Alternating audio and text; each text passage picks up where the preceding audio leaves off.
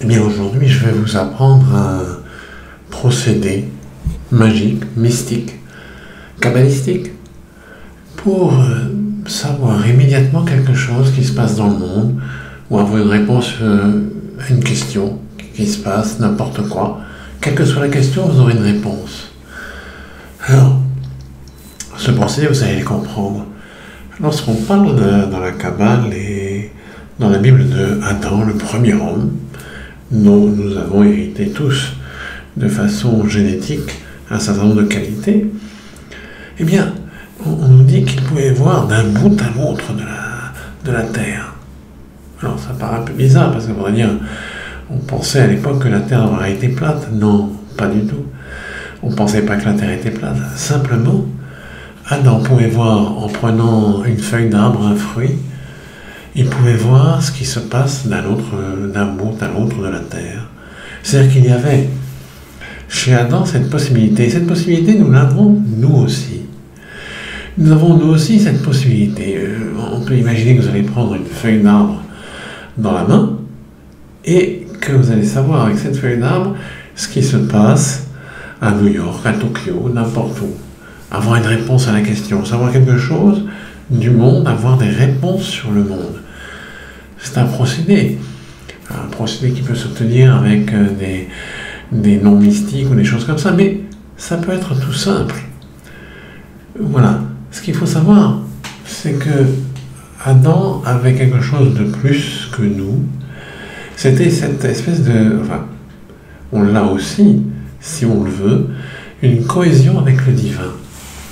Le divin, pour ceux qui n'aiment pas ce terme de Dieu ou de divin, je vais dire une espèce de force intelligente, un hypermind, qui nous entoure et avec lequel il y a des connexions. Alors, si vous développez cette connexion avec le divin et que vous prenez par exemple cette feuille d'arbre, eh bien, vous allez avoir la réponse à la question. Alors c'est un peu étrange, mais vous avez déjà une possibilité de le comprendre en sachant qu'il y a un ARN dans la feuille d'arbre et il y a un ARN à l'intérieur de vous. Ce sont des structures qui sont identiques. Ces structures identiques sont en résonance. Tout objet qui a une forme qui est identique à une autre, ou une forme sonore, fréquentielle, qui est identique à l'autre, et bien il va y avoir une espèce de résonance. Comme le diapason, si on fait sonner un diapason, l'autre diapason va se mettre à marcher. C'est étonnant, mais c'est comme ça. Eh bien, là, dans ce cas-là, ce sera une cohésion avec une connaissance, avec quelque chose qui est peut-être un peu différent de l'ADN, mais qui aurait une ressemblance. Voilà. Alors, comment faire? Bon, je peux vous indiquer quelque chose que j'ai essayé et qui a quelquefois marché. Même assez souvent marché.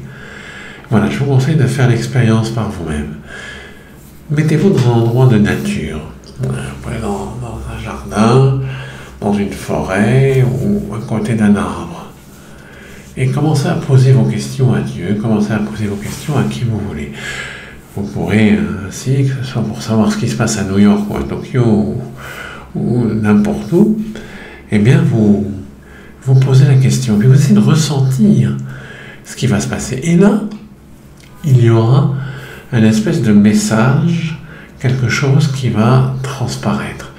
Alors, au début, il faut de l'entraînement, mais je connais des gens qui ont fait de plus en plus, qui sont de plus en plus, qui ont de plus en plus, si vous voulez, augmenté, favorisé cette cohésion avec le divin, et il s'est avéré qu'ils ont eu des réponses à leurs questions. Alors, mais il faut s'entraîner beaucoup.